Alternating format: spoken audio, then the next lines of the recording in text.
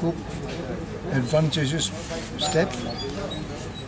এই অ্যাডভান্টেজ আমরা পুরোপুরি আমাদের পক্ষে আসবে এবং আজকে যে সিদ্ধান্ত এবং যে প্রোগ্রাম চলছে এটাতে আমাদের ত্রিপুরার একটা নতুন রাজনৈতিক ইতিহাস গঠন হবে এবং মেইনলি পাহাড় অঞ্চলে আমাদের ইন্ডিজিনিয়াস গ্রামাঞ্চলগুলি এবং শহরতলিতেও বিভিন্ন অঞ্চলে সমস্ত অঞ্চলে এটার প্রভাব আসবে আমাদের বিশ্বাস।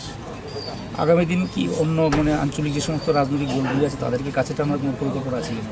এটা আজকে যে সিদ্ধান্ত আমাদের নেতা উনি আগেও ছিলেন যে অনিমেষ বাবু, ওনার যে ডিসিশন এটা খুব সবারই খুব একটা এনকারেজমেন্ট এবং অন্যান্য রিজনাল ইন্ডিজিনিয়াস বেস পার্টিগুলিও তারা এমনই মন্তব্য করতেছে যে আমাদের একটা জায়গাতে থাকা প্রয়োজন, যার জন্য আমরা এই প্রোগ্রামের পরে আমরা বসবো, আলোচনা করব অন্য সংগঠনগুলিকে কীভাবে আমরা অ্যাপ্রোচ করব।